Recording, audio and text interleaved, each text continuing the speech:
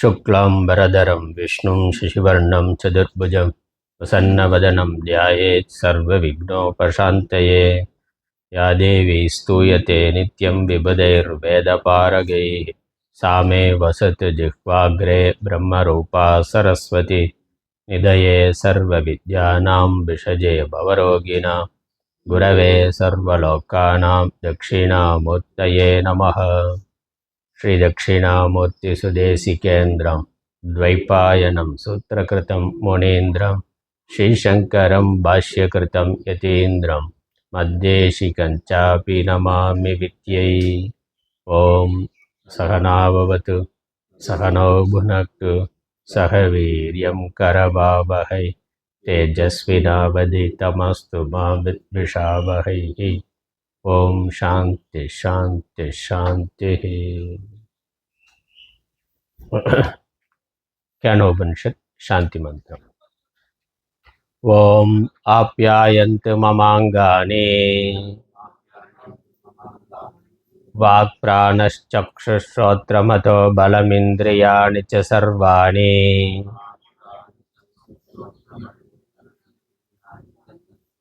सर्वं ब्रह्मोपनिषदम् माहं ब्रह्म निराकुर्याम् मा ब्रह्म निराकरोत्। अनिराकरणमस्तु अनिराकरणं मे अस्तु।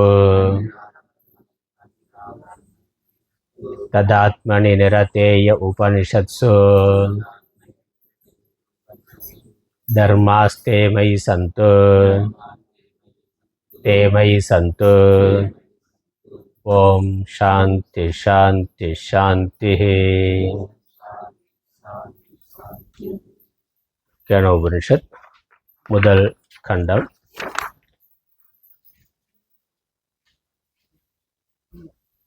மந்திரம் 4. நான்காவது மந்திரம். யத் வாசானப்யுதிதம் येन वागभ्युद्यते तदेव ब्रह्मत्वं विद्धि नेदं यतितमुपासते।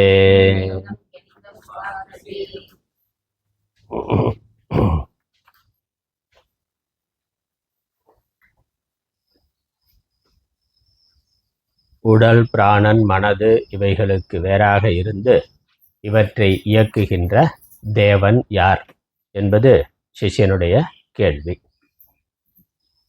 அதற்கு குருவினுடைய பதில், அந்த தேவன் பிரம்மம் என்பது. உடம்புக்கு வேறாக இருந்து உடலை இயக்குவது பிரம்மம். அந்த பிரம்மத்தை நான் எவ்வாறு அறிந்து கொள்வது என்று சிஷ்யன் கேட்கல. அதை அறிந்து கொள்ளணுங்கிற ஆர்வத்தில் தான் அவன் கேள்வியே கேட்டான். ஆனால் அது பிரம்மம்னு குரு சொன்னது மட்டுமல்ல, அந்த பிரம்மத்தை எவ்வாறு அறிந்து கொள்ள முடியும் எவ்வாறு அறிந்து கொள்ள முடியாது என்பதையும் குருவே விவரிக்கின்றார். அதனால் உடம்புக்கு வேறான ஒன்று இருக்கின்றது, அந்த ஒன்று பிரம்மம். அந்த பிரம்மமானது இந்திரியங்களுக்கு விஷயமாகக்கூடியது அல்ல. உடம்புக்கு வேறாக இருந்து உடம்பை இயக்குவது இந்திரியங்களுக்கு புலன்களுக்கு விஷயமாகக்கூடியது அல்ல. அதனால் அதை புலன்களால் பார்க்க முடியாது. புலன்களுக்கு எது விஷயமாகுதோ அதைத்தான் பார்க்க முடியும். விஷயமாகாதுனாக்கா அதை நம்மால் பார்க்க முடியாது. அதை பார்க்க முடியாது என்றால் அது இல்லை என்று சொல்ல முடியாது. ஏன்னா அது இல்லை என்றால் எதுவும் இல்லை. அது அனைத்திற்கும் ஆதாரமாக இருக்கின்றது. அதனால் கண்ணுக்கு கண்ணாக, காதுக்கு காதாக, மனதிற்கு மனதாக, பிராணனுக்கு பிராணனாக அது இருக்கின்றது. ஆகவே அது இல்லை என்பதும் இல்லை, அது அறியப்படுவதாக இல்லை இருக்கிறது என்பதும் இல்லை. ஆகவே அதை அப்படியே புரிந்து கொள்ள வேண்டும்.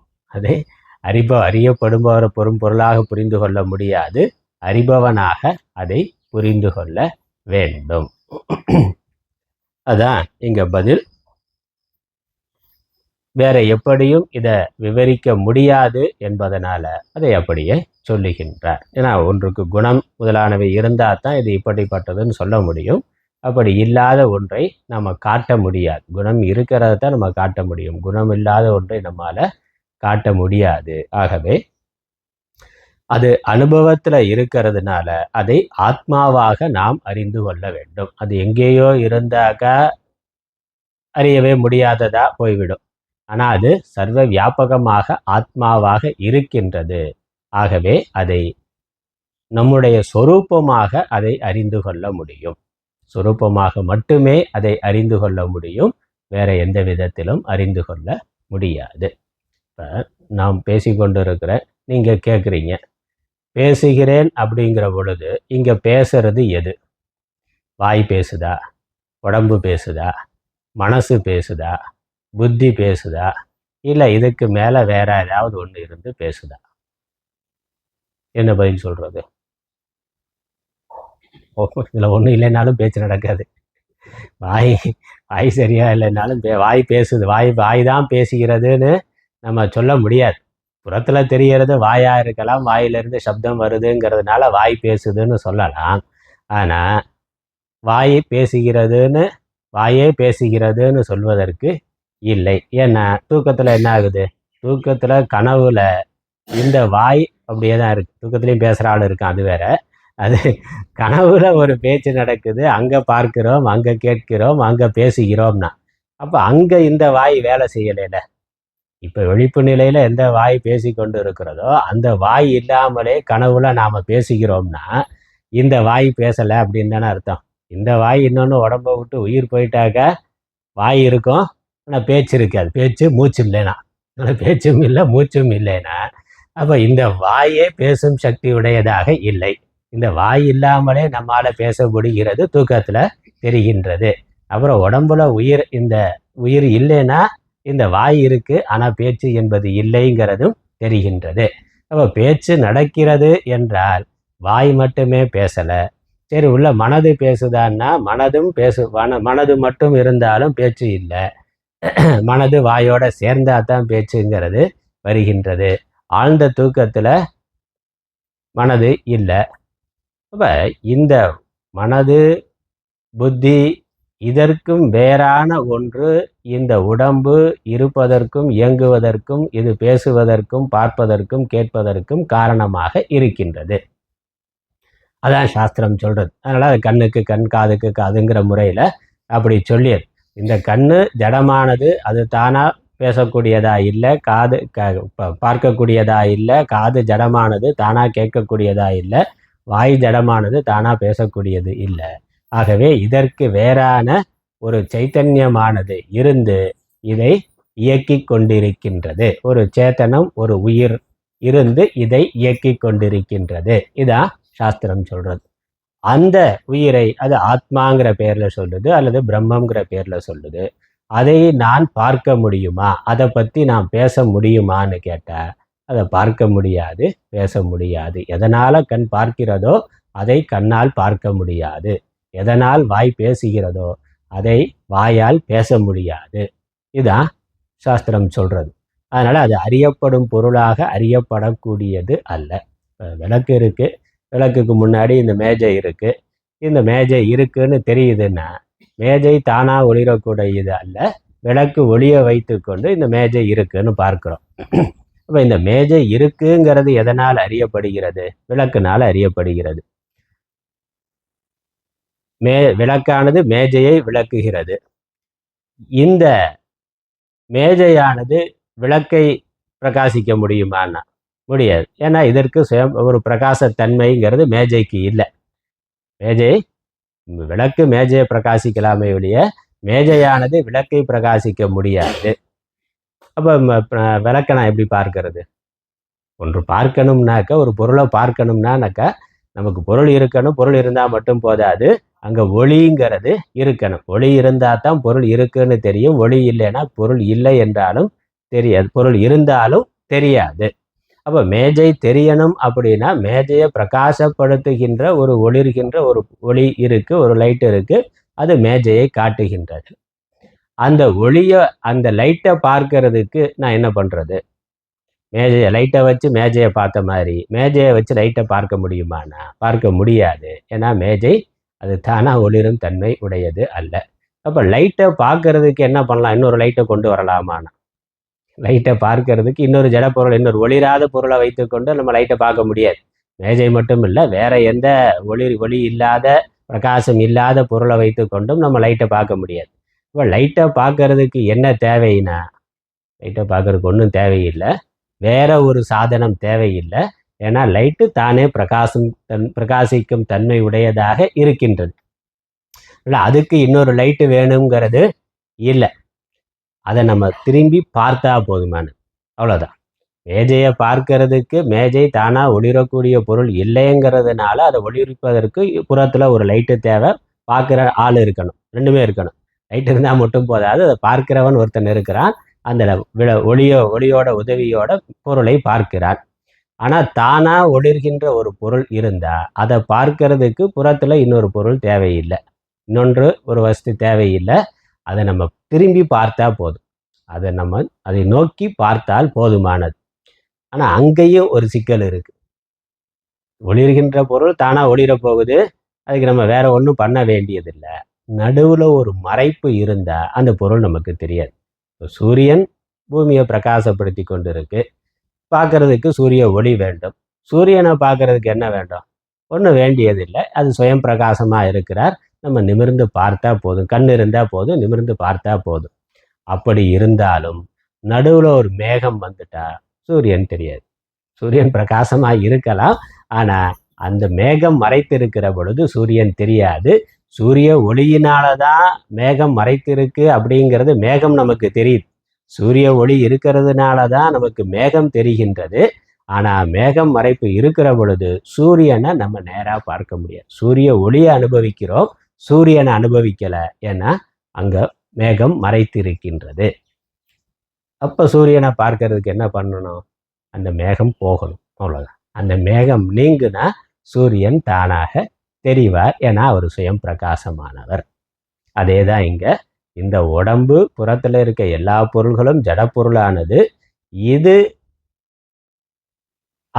இதை பிரகாசிக்கிறது, இதை வேலை செய்ய வைக்கிறது, இது இருக்குன்னு காட்டுறது உள்ள ஒரு சைத்தன்யம், ஆத்மா, அறிவானது இருக்கின்றது. அந்த அறிவோட சம்பந்தத்தினால மனது, வாக்கு இவைகள் செயல்படுகின்றன. அதே சமயம் இந்த மனது வாக்குனால அந்த அறிவை பிரகாசப்படுத்த முடியாது, ஏன்னா இது ஜடமானது. இது ஜடமானதுனால இதை வைத்துக்கொண்டு நம்ம அதை பார்க்கணுங்கிறது இல்லை, பார்க்க முடியாது. அப்போ அந்த சைத்தன்யத்தை பார்க்கறதுக்கு நமக்கு வேற என்ன வேண்டும்னா, அது ஏற்கனவே சுயம் பிரகாசமாக நானாக விளங்கி கொண்டிருக்கிறது, வேற ஒன்று வேண்டியது இல்லை. ஆனால் நான் அதுவாகவே அந்த ஆத்மாவாகவே விளங்கி கொண்டிருந்தாலும் அந்த ஆத்மா நமக்கு தெரியாமல் இருக்கு. அதான் பிரச்சனை. அது தெரியாதுன்னு தானே சிஷ்யன் வந்து கேள்வி கேட்கிறான். தெரிஞ்சிருந்தா நம்ம கேட்க வேண்டியது இல்லையே. அப்போ பிரகாசமான ஆத்மா இருக்கு, சேத்தனமான ஆத்மா இருக்கு, அதனால் ஒளிர்விக்கப்படக்கூடிய பிரகாசப்படுத்தக்கூடிய உடம்பு முதலானவை இருக்கு, அதெல்லாம் நம்ம அனுபவித்து கொண்டிருக்கிறோம். ஆனால் அந்த ஆத்மாவை ஒன்று மறைத்திருக்கிறது, ஆகவே நமக்கு அது தெரியவில்லை.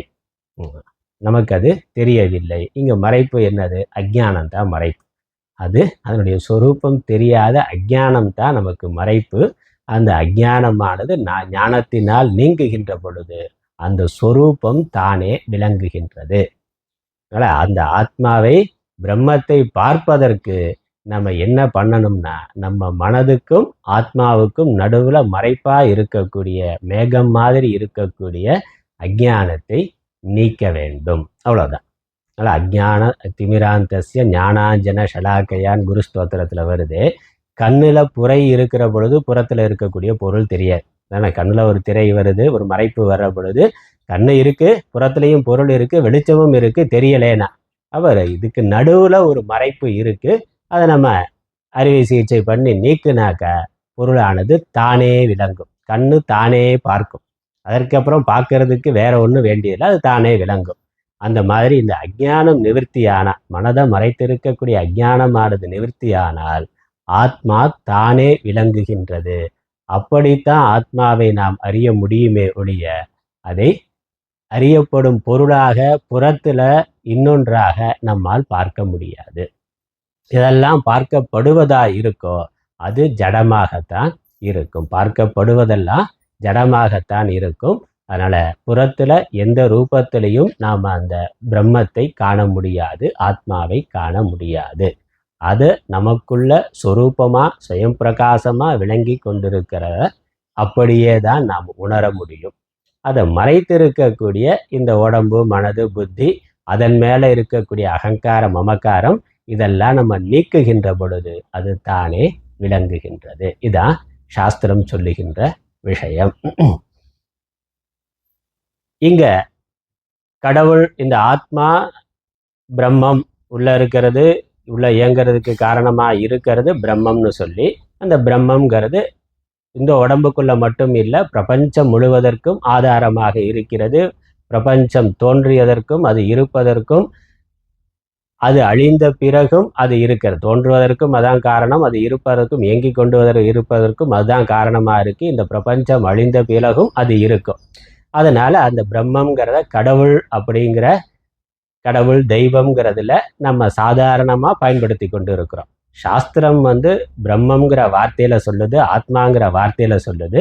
நாம் வழக்கத்தில் சாதாரணமாக சாஸ்திரம் படிக்காத பொழுது அதை கடவுள், தெய்வம் அப்படிங்கிற பேரில் பயன்படுத்தி கொண்டு இருக்கிறோம். அதானே? அதனால் பிரம்மங்கிறது கடவுள். நம்ம சாதாரணமாக பிரம்மங்கிறத சாஸ்திர வார்த்தை, இப்போ செடி கொடியெல்லாம் இருக்குது, பூவெல்லாம் இருக்குது, பூ இருக்குது, மரம், செடி, கொடிகள் இருக்குது. நம்ம சாதாரணமாக பயன்படுத்தி கொண்டு இருக்கக்கூடிய அதற்கான பெயர் வேற. அதே அறிவியலில் பொட்டானிக்கல், அந்த தாவரவியல் அறிவை போய் படித்து பார்த்தா, அதை பார்த்தாக்க அதுக்கு வாயில் நுழையாத ஒரு பேரை சொல்லுவான். அப்படித்தானே இருக்கு. அதுக்கு பேர் என்னன்னா, அதுக்கு பொட்டானிக்கல் நேம்னா, அதற்குன்னு ஒரு தாவரவியல் பெயர்னு ஒரு பேர் வச்சிருப்பான். அது 2 முழ நீளத்துக்கு இருக்கும். அது வாயில வரவே வராது, ஏற ஏதோ ஒரு மொழியில இருக்கிறது. ஆனால் அது அங்கே அப்படித்தான் சொல்லணுங்கிறான். நம்ம வழக்கத்தில் இருக்கிறது வேற, அறிவியல் படி அதற்கான பெயருங்கிறது வேறையா இருக்கு. தண்ணீர்னு வழக்கத்தில் சொல்லி கொண்டு இருக்கிறோம். அவன் சயின்டிஸ்ட்டை கேட்டால் அது கச்சுட்டு ஓம்பான். அதுக்கு வேற பேருனா, முறையாக படிக்கிற பொழுது அந்த பேரெல்லாம் நம்ம தெரிந்து கொள்ள வேண்டி இருக்கு. அதே மாதிரி நம்ம இந்த உடம்பு இயங்கிறதுக்கும் உலகம் இயங்கிறதுக்கும் காரணமாக ஒரு சக்தி இருக்கு என்பதை ஏற்றுக்கொண்டு அது கடவுள்னு பேர் வைத்திருக்கிறோம். சாஸ்திரம் அதற்கு பிரம்மங்கிற பேரை சொல்லி இருக்கு. அதுக்கப்புறம் அது பிரச்சனை இல்லை, பேர் வைக்கிறதுல ஒன்றும் பிரச்சனை இல்லை. நாம் அந்த கடவுளை இதுவரைக்கும் எப்படி பார்த்து கொண்டு இருக்கிறோம்? அந்த கடவுள்னா ஒரு விநாயகர் ரூபமாக இருப்பார், முருகன் ரூபத்தில் இருப்பார், சிவரூபமாக இருப்பார், மகாவிஷ்ணுவாக இருப்பார், அம்பாலாக இருப்பார், இல்லை வேற எக்ஸட்ரா வேற மதத்தில் வேற வேற பேர் வச்சிருக்கிறான். எல்லாரும் சொல்றது இந்த உடம்புக்கும் உலகத்துக்கும் வேற இயக்கிறதுக்கும் காரணமான இது தோற்றுவித்த நடத்தி கொண்டு இருக்கக்கூடிய ஒரு சக்தி இருக்குங்கிறது தான் எல்லா ஆஸ்திக மதங்களுடைய பொதுவான கருத்து. அந்த சக்திக்கு அதற்கு என்ன பெயர், கடவுளுக்கு என்ன பெயருங்கிற பொழுது வேற வேற மொழியில வேற வேற பெயர்கள் வைத்து கொண்டு இருக்கிறார்கள். அது இருக்கு. நாம இந்து மதத்துல நம்ம பரம்பரையா அந்த கடவுளை பல வடிவங்கள்ல பார்த்து கொண்டு இருக்கிறோம், வணங்கி கொண்டு இருக்கிறோம். ஒருத்தர் தான் அப்படின்னாலும் ஒரு சக்தியினாலும் அது பலவிதமா வெளிப்பட்டு இருக்கு. அல்லது நம்ம புராண இதிகாச கதைகள், வேதங்கள் இவைகள் சொல்லி இருக்கக்கூடிய பேர்ல நம்ம அதை பார்த்து கொண்டு இருக்கிறோம், வணங்கி வழிபட்டு கொண்டு இருக்கிறோம். உண்மையிலேயே நம்ம பார்க்கிற அந்த விநாயகரோ அல்லது முருகனோ சிவனோ விஷ்ணுவோ அந்த ரூபத்துல அப்படியே தான் அந்த கடவுள் இருக்கிறாரா?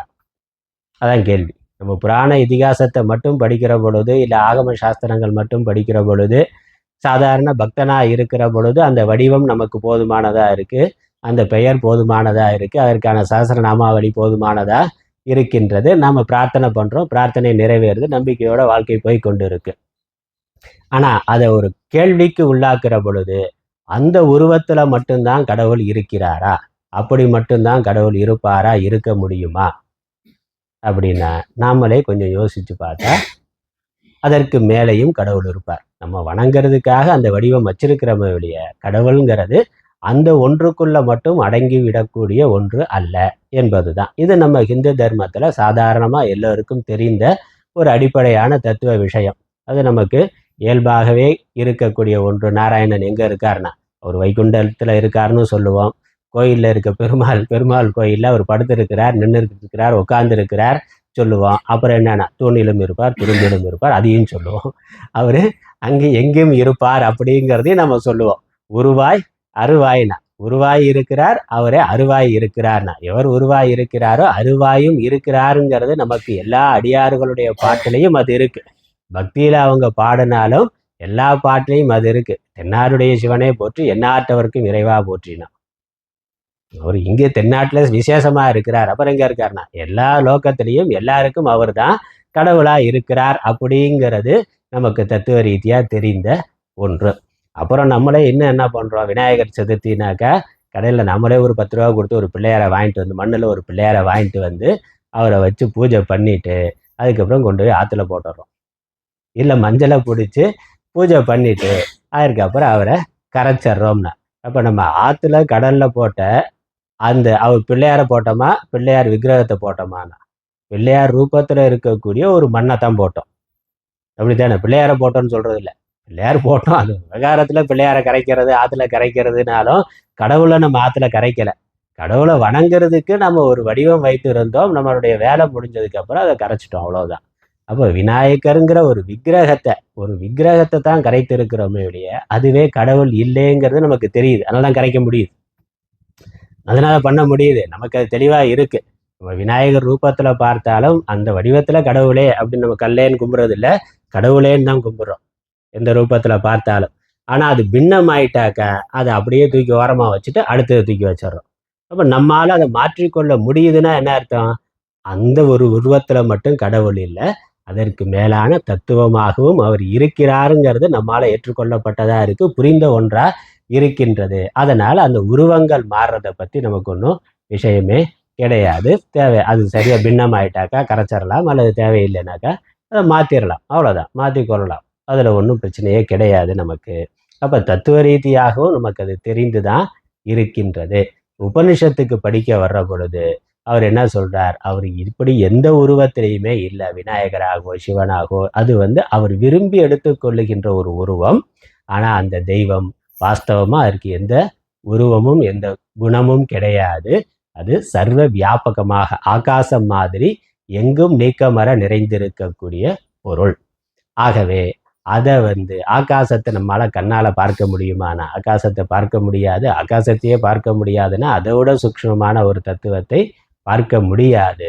அப்ப அது எப்படி உணர முடியும், சொரூபமாகத்தான் உணர முடியும். அதனால புறத்துல நீ எதை பார்க்கிறாயோ அது அந்த பிரம்மம் அல்ல. அதான் குருவோட அடுத்த உபதேசம். உடம்புக்கு வேறா உலகத்திற்கு வேறாக ஒன்று இருந்து இயக்குகிறது, அதற்கு பிரம்மம்னு பேரு. அந்த பிரம்மம் நீ புறத்துல பார்த்து கொண்டு இருக்கக்கூடிய உபாசனைக்காக வணங்குறதுக்காக வழிபடுவதற்காக வைத்து கொண்டு இருக்கக்கூடிய அந்த விக்கிரக ரூபத்தில் மட்டும் இல்லை. விக்கிரகமா நம்ம பார்க்கிறது உடம்பத்தான் பார்க்கிறோமே ஒழிய உள்ள இருக்கக்கூடிய தத்துவத்தை பார்க்க முடியாது. நமக்கு வணங்குறதுக்கு ஒரு வடிவம் வேணுங்கிறதுக்காக அந்த உடம்பை வைத்திருக்கிறோம். அந்த உடம்பே கடவுள்னு நாமளே நினைக்கிறது இல்லை, அதற்கு மேலான தத்துவம். அந்த தத்துவம் நமக்குள்ளேயே சொரூபமா இருக்குங்கிறதுனால உபனிஷத்து என்ன சொல்லுது, வணங்குறதுக்கு வழிபடுறதுக்கு வெளியே வச்சுக்க தப்பு இல்லை, ஆனா அதை உணரணும் அப்படின்னா அது உனக்குள் ஆத்மாவாக இருக்கிறது. கண்ணை மூடி தியானம் பண்ணி வெளியே பார்க்கறத நிறுத்திட்டு உள்ள பார்த்த உன்னால் அதை உணர முடியும். அதான் உபனிஷத் சொல்றது. இல்லை நான் வெளியே இருக்கிற அதே உருவத்துல அதே உருவத்துல தான் பார்க்க விரும்புகிறேன்னா தாராளமா பார்க்கலாம், அதையும் வேதம் சொல்லுது. அதற்குன்னு உபாசனா அப்படின்னு அந்த தெய்வத்தோட மந்திரங்கள் பல விஷயங்களை சொல்லி அப்படி உபாசனை பண்ணா அதே ரூபத்துல அந்த தெய்வம் காட்சி கொடுப்போம். பிரம்மமே விநாயகரா முருகனா காட்சி கொடுப்பார். அப்புறம் என்னது, போயிடுவார். அதுக்கப்புறம் காட்சி கொடுத்துட்டு வேணுங்கிற வரத்தை கொடுத்துட்டு அவர் இடத்துக்கு போயிடுவார். அவர் பெர்மனண்டா இருக்க மாட்டார். அதனால விரும்பின ரூபத்துல கடவுளை பார்க்க விரும்பினா நம்ம பார்க்கலாம், ஆனா அதுல அவர் நிரந்தரமா நம்ம கூட இருக்க மாட்டார். வரத்தை கொடுத்துட்டு அவர் இடத்துக்கு போயிடுவார். ஆனால் உருவமா இருக்கிற பொழுது அதற்கு ஒரு லிமிட்டேஷன், ஒரு வரையறை உண்டு. அதுக்கு நம்ம ஜெயந்தி எல்லாம் கொண்டாடலாம், ராமநவமி, கிருஷ்ண ஜெயந்தி, விநாயகர் சதுர்த்தி எல்லாமே கொண்டாடலாம். அவர் வந்த வேலையை முடிச்ச உடனே உலகத்தை விட்டு அவர் உலோகத்துக்கு போயிடுறார். ராமராக இருந்தாலும் கிருஷ்ணராக இருந்தாலும் போயிடுறார். அது ஆதி அந்தம் உடைய ஒரு ரூபம். விநாயகரோ கிருஷ்ணரோ முதலும் முடிவும் உடைய ஒரு வடிவம். ஆனால் இறை தத்துவம் மகாவிஷ்ணு முதலும் முடிவும் இல்லாதவராக இருக்கிறார். பரமசிவம்ங்கிற பொழுது முதலும் முடிவும் இல்லாதவராக இருக்கிறார். அந்த பரமசிவத்துக்கு ஒரு ரூபம் கொடுத்து வணங்கணும்னா நீ சிவன் அப்படின்னு 6 பேக்ஸில் இருக்கார். சிவபெருமான் மட்டும் எப்பொழுது சிக்ஸ் பேக்ஸில் இருக்கக்கூடியவராக இருக்கிறார், விநாயகர் இருக்கிறார்னு. அப்போ அந்த உருவம் தற்காலிகமானது. ஒன்று சாஸ்திரம் சொல்லி, ஆகம சாஸ்திரங்கள் சொல்லி நம்ம அந்த உருவத்தை கொடுத்துருக்குறோம், அல்லது ஒரு பக்தன் தனக்கு எந்த உருவத்தில் அந்த விநாயகரை, அந்த கடவுளை வணங்க முடியுதோ, எந்த உருவத்தில் தொடர்ந்து தியானம் பண்ணுறாரோ அந்த உருவத்தில் காட்சி கொடுத்துருக்கிறார். அப்படி மகான்கள், யோகிகள் அவர் அந்த ரூபத்தில் தியானம் பண்ணி காட்சி அதை பார்த்தார்கள், அனுகிரகம் பெற்றார்கள். பிறகு அந்த ரூபத்தில் பார்க்கறதுக்கான மந்திரங்கள், பூஜா முறைகள், வழிபாட்டு முறைகள் எல்லாம் நமக்கு அமைத்து கொடுத்துருக்கிறார்கள்.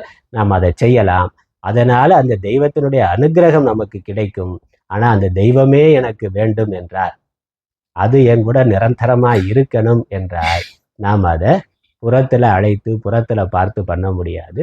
சொரூபமாக ஆத்மாவாகத்தான் பார்த்து கொள்ள வேண்டும். இதுதான் இங்கே அடுத்த இந்த 5வது மந்திரத்திலிருந்து இப்போ நம்ம பார்க்குற 4வது மந்திரத்திலிருந்து இந்த அத்தியாயம் முடிகிற வரைக்கும் 8வது மந்திரம் வரைக்கும் இப்படி இதைத்தான் குரு சொல்லுகின்றார். இந்த மந்திரத்துக்கான பதார்த்தம்லாம் பார்த்துட்டோம். இதற்கான பாஷ்யம் பார்க்கலாம். இது ஆச்சாரியார் விவரிக்கின்றார். பாஷ்யத்தை நான் படிக்கிறேன். எத்தனாவது பக்கத்தில் இருக்கு? 27வது பக்கத்தில். அதற்கான பதவுரை பார்த்துட்டோம். பாஷ்யம்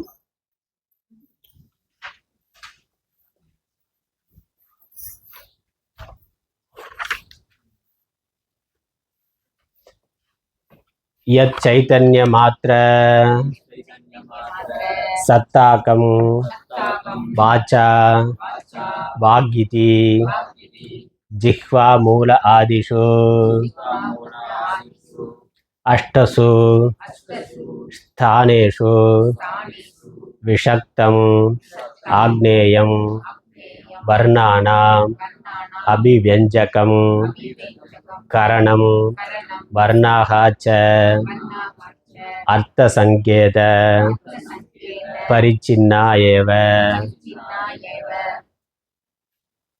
பரிச்சின்னா ஏதாவந்தஹ ஏவம் க்ரமயுக்தா இதி ஏவம் தத் அபிவ்யங்க்யஹ சப்தஹ பதம் வாக் இதி உச்யதே. அகாரோ வை சர்வா வாக் சா ஏஷா ஸ்பர்ஷ அந்தஸ்த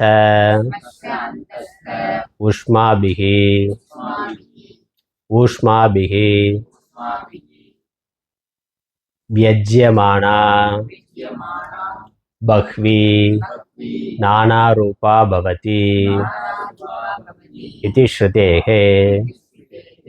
மிதம் அமிதம் ஸ்வரஹ சத்யான்ருதே ஏஷ விகாரஹ யஸ்யாஹ தயா வாச்சா பதத்வேன பரிச்சின்னயா கரணகுணவத்யா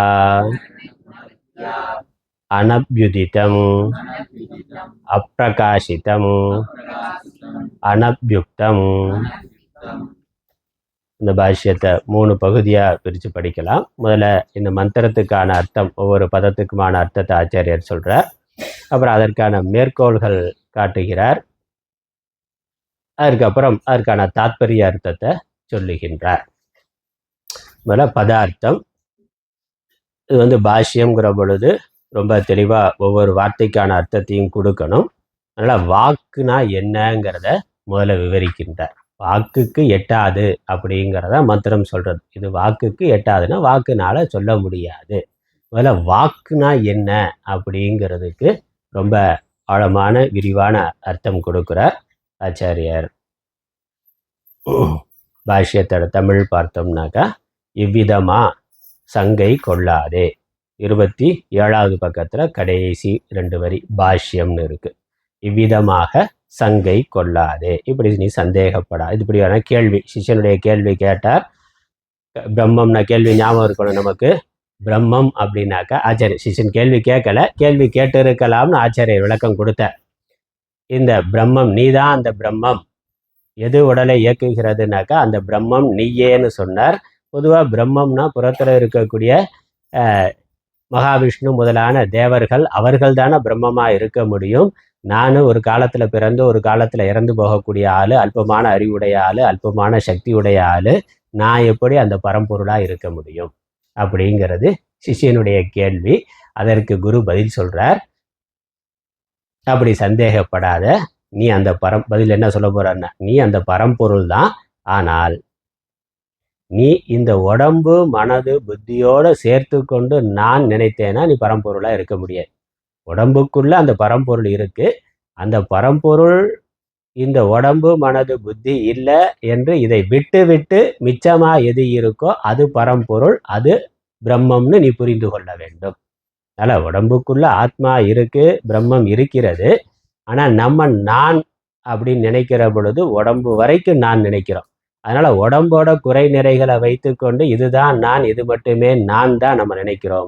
ஆகவே நீயே கடவுள், உனக்குள்ள அந்த பிரம்மம் இருக்கிறாய், நீயே பிரம்மமாக இருக்கிறாய்னா நம்மால் அதை ஏற்றுக்கொள்ளவே முடியாது. அப்படி உடம்போடு பார்த்தா அது பிரம்மமாக இருக்க முடியாதுங்கிறது நமக்கு தெளிவாக இருக்குது. அதனால் இங்கே சாஸ்திரம் உனக்குள்ள அந்த பரம்பொருள் பிரம்மம் இருக்கிறதுங்கிற பொழுது உடம்பை விட்டணும், மனசை விட்டணும், புத்தியை விட்டணும். இதற்கெல்லாம் ஆதாரமாக இருக்கக்கூடிய ஆத்மாவை எடுத்துக்கொண்டு அந்த பிரம்மம் இந்த உடம்புல ஆத்மாவாக இருக்கிறது, அப்படி நாம் புரிந்து கொள்ள வேண்டும். அந்த பிரம்மத்தை வேற எந்த விதத்திலையும் புறத்தில் நான் பார்க்க முடியாது. எனக்குள்ள இருக்க ஆத்ம தத்துவமாக மட்டுமே நான் பார்க்க முடியும்னு புரிந்து கொள்ளணும். அந்த உடம்பு மனது புத்திக்கு வேற ஆத்மா எப்படி இருக்குங்கிறத நம்ம இன்னும் கொஞ்சம் நல்லா தெரிந்து கொள்ளணும். நமக்கு அது தெரியாததுனால அப்படி ஒன்று இல்லவே இல்லை, உடம்பு மனசு புத்தி தானே இருக்குது, இதுக்கு மேலே வேற என்ன இருக்குது அப்படின்னே நம்ம பார்த்து கொண்டு இருக்கிறோம். ஆனால் இதற்கு வேறாக ஒன்று இருக்குங்கிறத நம்ம தொடர்ந்து படிக்கிற பொழுது அது எப்படி இருக்குங்கிறத நம்மால் உணர்ந்து கொள்ள முடியும், புரிந்து கொள்ள முடியும். அதனால குரு நீ அதுவாகவே இருக்கிறாய் அப்படின்னு சொல்ற பொழுது, அல்லது பிரம்மம் ஆத்மாவாகவே இருக்கிறதுன்னு சொல்ற பொழுது, இந்த உடம்பு மனது புத்தி இவைகளை விட்டு விட்டு ஆத்ம தத்துவத்தை மட்டும் எடுத்துக்கொண்டு அது பிரம்மம்னு நாம புரிந்து கொள்ளணும். அதற்கான விளக்கம் தான் பார்க்க போறோம்.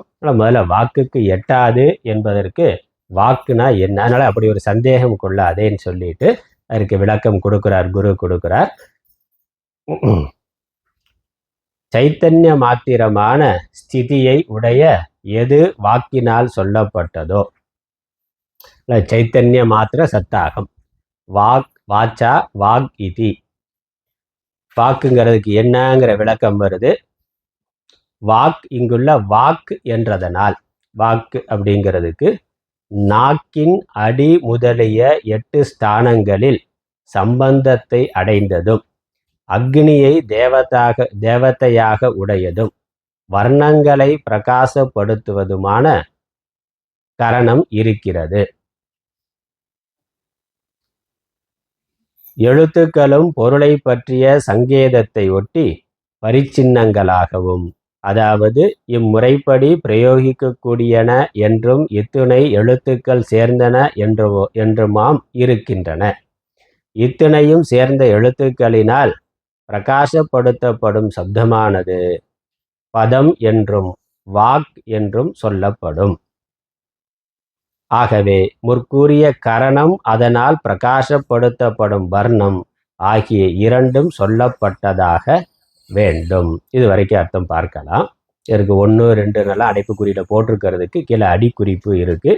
நம்ம முதல்ல இருந்து ஒரு வார்த்தையாக பார்த்துட்டு வந்துட்டு அங்கே வரும்போது பார்க்கலாம்.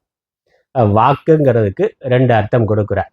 அது வாக்குக்கு எட்டாது அப்படின்னா, வாக்குங்கிற சப்தத்துக்கு 2 பொருள். ஒன்று, சப்தங்களை உண்டு பண்ண உதவுகின்ற இந்த வாயுங்கிற கருவி, அதுக்கு கரணம்னு பேர். வாய்க்கு வாக்குன்னு பேர்.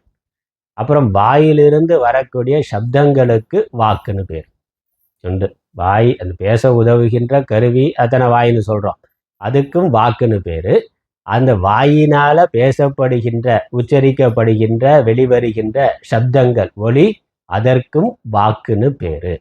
இங்கே 2 2ஐயும் கொடுக்குறார். ஏன்னா வாக்கு இல்லாமல் பேச்சுங்கிறது இல்லை, வாய் இல்லாமல் பேச்சுங்கிறது இல்லை. வாய் கரணமாக இருக்கு, அதுல இருந்து சப்தமானது வருகின்றது. அதனால் வாக் என்றதனால் நாக்கின் அடி முதலிய 8 ஸ்தானங்களில் சம்பந்தத்தை அடைந்ததும் அக்னியை தேவதையாக உடையதும் வர்ணங்களை பிரகாசப்படுத்துவதுமான கரணம் இருக்கிறது. இந்த கரணம்ங்கிறது வாய். வாயில இருந்து சப்தம் எப்படி வருது, தனியா ஒரு சயின்ஸ் அது. வாய், நம்ம வாயை திறக்கிறோம், பேசுகிறோம், வாழ்நாள் முழுக்க பேசிக்கிட்டே இருக்கோம். ஆனால் உள்ளே இருந்து இந்த சப்தம் எப்படி வருதுங்கிறது ஒரு பெரிய கேள்வி. அதை பற்றியெல்லாம் விரிவாக அதற்கான அறிவியல், அதற்கான சாஸ்திரம் ஆராய்ச்சி பண்ணுது. இங்கே பொதுவாக 8 ஸ்தானங்கள், அதாவது வாய்ங்கிற பொழுது வாயில் என்ன இருக்குது, முக்கியமாக நாக்கு இருக்குது, அப்புறம் பற்கள் இருக்கின்றன, அப்புறம் மேல் அன்னம் இருக்குது, உள்ள சின்னதாக ஒரு நாக்கு இருக்குது, தொண்டை இருக்குது, உதடு இருக்குது. இதெல்லாம் சேர்ந்து தான் வாய். ஒரு சப்தம் வர்ற பொழுது இதில் எல்லா உறுப்புகள்லையும் பயன்பாடு இருக்கிறது, எல்லாம் சேர்ந்தா தான் வரும். ஒவ்வொரு சப்தத்துக்கும் ஒவ்வொரு ஒலிக்கும் ஒவ்வொரு ஸ்தானமானது இருக்கின்றது. நாக்கு நுனியில் சொல்கிறது, பல்ல தொட்டு சொல்கிறது, மேலெண்ணத்தில் பட்டு சொல்கிறது. சப்தத்தை பார்க்குறோம், சப்தத்தோட உற்பத்தி ஸ்தானம்ங்கிற பொழுது இப்போ தானாக்கா நாக்கு நுனியும் பல்லோட அடிப்பகுதியும் தொடுகின்ற பொழுது வரக்கூடிய சத்தம் தா அப்படிங்கிறது. பா அப்படிங்கிறது என்னது, உதடுகள் சேர்ந்து வரக்கூடிய சப்தம். டா நாங்கிற பொழுது மேல் எண்ணத்தில் நாக்கு நுனி வருடுகின்ற பொழுது வருகின்ற சப்தம். அப்புறம் இதுக்கெல்லாம் எங்கள் தொண்டையிலிருந்து வருகின்றது, மூக்கு வழியாக, மூக்கோட சம்பந்தமும் இருக்குது. இப்போ இது 8 ஸ்தானம், இதில் 8 ஸ்தானம் சொல்லியிருக்கு. இந்த 8 ஸ்தானங்களை சேர்ந்து அந்த பகுதிக்கு வாக்குன்னு பேர்னா. சப்தத்தை உண்டு பண்ணுறதுல இத்தனையோட சம்பந்தமும் இருக்குது, இதெல்லாம் சேர்ந்து தான் வாக்காக இருக்கின்றது. அதனால் இந்த வாய்ங்கிறது 8 ஸ்தானங்களை கொண்ட சப்தத்தை உண்டு பண்ணுகின்ற கருவிக்கு வாக்குன்னு பேர். இதான் முதல் விளக்கம். அதற்கு தேவதை, இந்த வாக்குக்கான தேவதை அக்னி தத்துவம். அக்னி தான் வாக்குக்கான தேவதை. அதனால அக்னியை தேவதையாக உடையதும் அப்படின்னு சொல்லியிருக்கு. அக்னி தேவன் தான் வாக்குக்கான தேவதை. அக்னி தேவதையுடைய அருள் இல்லைன்னா வாக்கு வேலை செய்யாது. ரொம்ப பனி குளிர் அதிகமாக இருந்தால் என்னாச்சு, பல்லெல்லாம் ஒட்டிக்கிறது இல்லை, கிட்டிக்கிச்சுன்னா, வாய் கிட்டிக்கிறதுனா பேச்சு வர்றதில்லை. அப்போ உடம்புல அந்த உஷ்ணம் இல்லை, அக்னி இல்லைனாக்கா பேச்சு வராது, அல்லது வாய் உளர ஆரம்பிச்சிடும். அந்த அக்னிங்கிறது அதுதான் வாக்குக்கான தேவதை. அது சரியான அளவில் இருந்தால் தான் பேச முடியும். அதனால் வாக்குக்கான தேவதை அக்னி. அக்னியை தேவதையாக உடையதும். அப்புறம் வர்ணங்களை, வர்ணம்னா அ ஆ இ ஈ, இந்த அக்ஷரம் எழுத்துக்கள், அதை பிரகாசப்படுத்துறது, அதை உச்சரிப்பாக சவுண்டாக கொண்டு வர்றது தானே வாய்.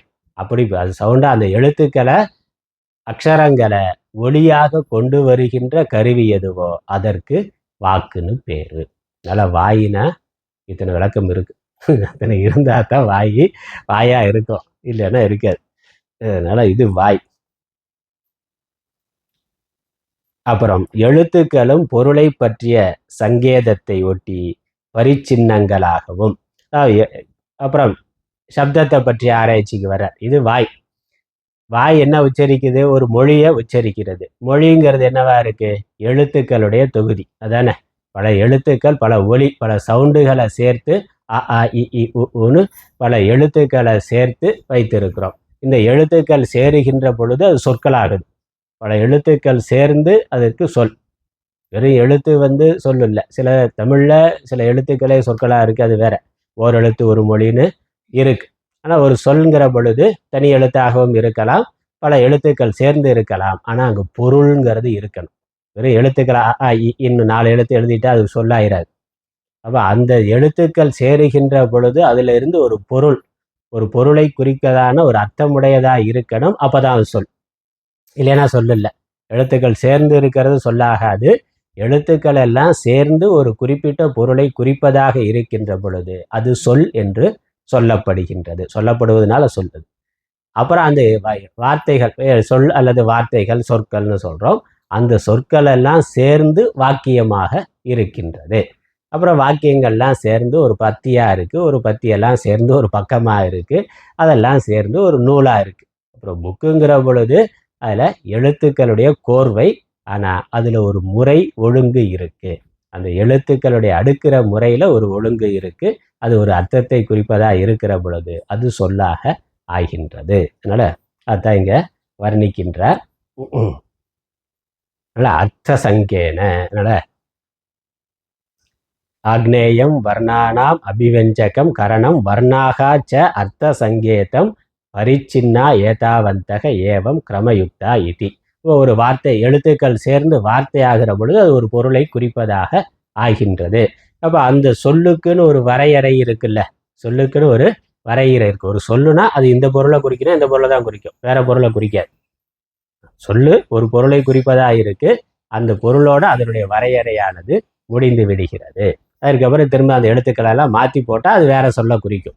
ஆனால் அந்த சொல்லுன்னு வர்ற பொழுது அதற்கு ஒரு அர்த்தம் இருக்கு, அதற்குன்னு ஒரு வரையறையானது இருக்கின்றது சொல்றார்.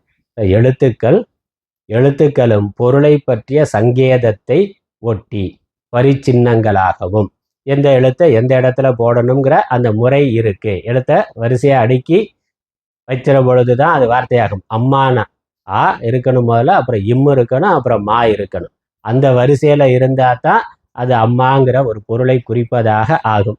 அதே எழுத்துக்கள் இருக்கு, ஆனா மாறி இருக்குன்னா மா போட்டு அப்புறம் இம்மு போட்டு ஆ போட்டா அதே எழுத்துக்கள் இருக்குல்ல, அதே எழுத்துக்கள் இருக்கு, ஆனா அது பொருளை குறிப்பதாக ஆகாது. அப்ப அந்த எழுத்துக்கள் இருக்கணும், அந்த எழுத்துக்கள் ஒரு வரிசையில இருக்கணும், அப்பதான் அது பொருளை குறிப்பதாக ஆகும். அதனால அந்த வரிசை கிரமம்ங்கிறது இருக்கு. அதனால அர்த்த விளக்கம் கொடுக்குற இம்முறைப்படி பிரயோகிக்கக்கூடியன என்றும் இத்தனை எழுத்துக்கள் சேர்ந்தன என்றும். அந்த இத்தனை எழுத்து இருக்கணும், எந்தெந்த எழுத்து இந்தெந்த இடத்துல இருந்தா தான் அது அந்த சொல்லை குறிப்பதாக அந்த பொருளை குறிப்பதாக ஆகும். மாறினா வேற பொருளை குறிப்பதாகவும் ஆகும். இங்கிலீஷ்ல காடுனா ஜிஓடி காடுனா அதே 3 எழுத்து தான், மாற்றி போட்டாக்கா ரிவர்ஸில் படிச்சிக்கலாம். அது அதே எழுத்து அதே 3 எழுத்து இருக்குல்ல, அதே 3 எழுத்து அது அதற்கான வரிசையில இருக்கிற பொழுதுதான் அந்த பொருளை குறித்ததாக ஆகும். வரிசையை மாத்தினா அது உள்டாவா நேர் எதிராக இன்னொரு பொருளை குறிப்பதாக ஆகிவிடும். அதனால இத்தனை எழுத்து இருக்கணும், அது இந்த வரிசையில இருக்கணுங்கிற முறையானது இருக்கு. அதை சொல்றதுதான் வியாக்கரண சாஸ்திரம். இலக்கணம்ங்கிறது எழுத்து இலக்கணம் இருக்கு. எழுத்து இலக்கணம், சொல் இலக்கணம், பொருள் இலக்கணம்னு அந்த இலக்கண நூல்கள் அதுதான் சொல்லுகின்றன. எந்தெந்த எழுத்து எங்கிருந்து, எந்த ஒலி எங்கிருந்து எங்கிருந்து உற்பத்தி ஆகிறது, அதை எப்படி பயன்படுத்தணும், அந்த எழுத்துக்களை சேர்க்கிற முதல் எழுத்து எதா வரணும், கடைசி எழுத்து எது வரணும், எழுத்துக்களை எப்படி சேர்க்கணும், எப்படி சேர்த்தா அது பொருளை குறிப்பதாக ஆகுங்கிறதெல்லாம் சொல்றது தான் இலக்கணம்ங்கிறது. அதனால் எழுத்து இலக்கணம், சொல் இலக்கணம், பொருள் இலக்கணம், யாப்பு இலக்கணம், அணி இலக்கணம்னு அதில் விரிவாக இலக்கண நூல்கள் சொல்லுகின்றன. இத்துணையும் சேர்ந்த எழுத்துக்களினால் பிரகாசப்படுத்தப்படும் சப்தமானது பதம் என்றும். அதனால் இந்த எழுத்துக்கள் எல்லாம் சேர்ந்து உச்சரிக்கப்படுகின்ற பொழுது அது ஒரு சொல் என்று ஆகின்றது. பதம்னா சொல், சொல்ங்கிறதுக்கு சம்ஸ்கிருத வார்த்தை பதம். பதம்னா ஒரு வார்த்தை, ஒரு சொல். இத்தனை எழுத்துக்கள் சேர்ந்து ஒரு பதமாக ஆகின்றன. அது அப்படி பதமாகிற பொழுது அது வாக் என்றும் சொல்லப்படும். அதுதான் வாக்குன்னு சொல்லப்படுகிறது. அப்போ பேச்சுன்னு அர்த்தம். இதில் முதல்ல வாக்குங்கிறது பேசுகின்ற கருவி, பேசுவதற்கு அந்த ஒலிகளை வெளிப்படுத்துகின்ற கருவிக்கு வாக்குன்னு பேர். அந்த வாக்குனால எழுத்துக்கள் அல்லது ஒலிகள் கோர்க்கப்பட்டு சொற்களாக உச்சரிக்கப்படுகின்ற பொழுது அந்த சொற்களுக்கு வாக்குன்னு பேர், சப்தம்னு அர்த்தம். அதற்கு 1, 2 அடிக்குறிப்பு இருக்கு. அதுக்கான தமிழ் அர்த்தம் மட்டும் பார்க்கலாம். சம்ஸ்கிருதத்தில் போட்டு இருக்கு. அஷ்டௌஸ்தானானி வர்ணானா உரக கண்டஸ் சிரஸ்ததா ஜிஹ்வா மூலச்ச தந்தாக நாசிகஷ்டோச்ச தாளுச்ச. 8 ஸ்தானம் சொன்னாரே, அந்த 8 ஸ்தானம் என்னங்கிறதுக்கு ஸ்லோகம் இருக்கு. என்னன்னா மார்பு, வர்ணங்கள் எழுத்துக்கள், மார்பு, கண்டம் கழுத்து, மார்பு கண்டம் கழுத்து, அப்புறம் சிரஸ்தலை, ஜிஹ்வா ஜிஹ்வாங்கிறது நாக்கினுடைய மூலம், நாக்கினுடைய அடிப்பகுதி ஜிஹ்வா மூலம்னு. அதுக்கப்புறம் பற்கள், மூக்கு, உதடு, தாளுங்கிறது நாக்கு. இந்த 8 இடங்களினின்றும் உண்டாவதாக சிக்ஷை என்ற நூல் சொல்லுகின்றது. இந்த எழுத்துக்களை பற்றி சொல்லுகின்ற நூலுக்கு சிக்ஷான்னு பேர். எழுத்திலக்கணம் அந்த நூல், அதை சொல்லுகின்ற இலக்கண நூலுக்கு சிக்ஷான்னு பேர். அதனால் ஒரு சப்தமானது இந்த 8 இடங்களிலிருந்தும் உற்பத்தி ஆகின்றது. 1.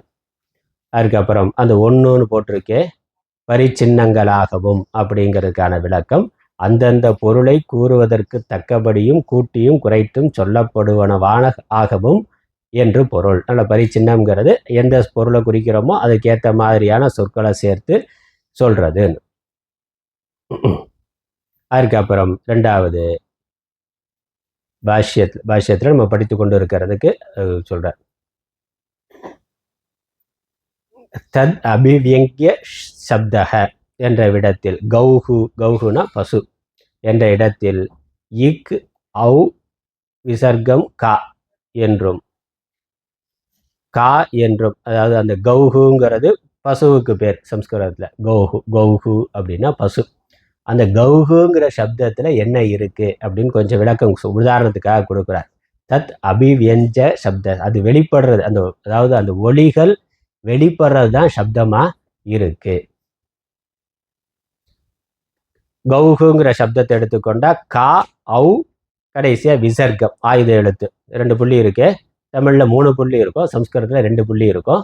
ஆயுத எழுத்து சம்ஸ்கிருதத்துல அதுக்கு விசர்க்கம்னு பேரு. இப்போ கா ஔ இந்த ஆயுத எழுத்து 3ம் சேர்ந்துதான் கௌகுங்கிற ஒரு சொல்லானது இருக்கின்றது.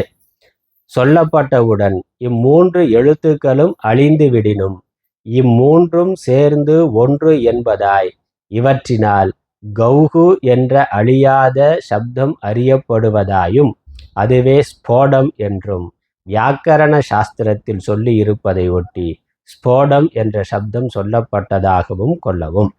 மற்றும் இது விஷயமான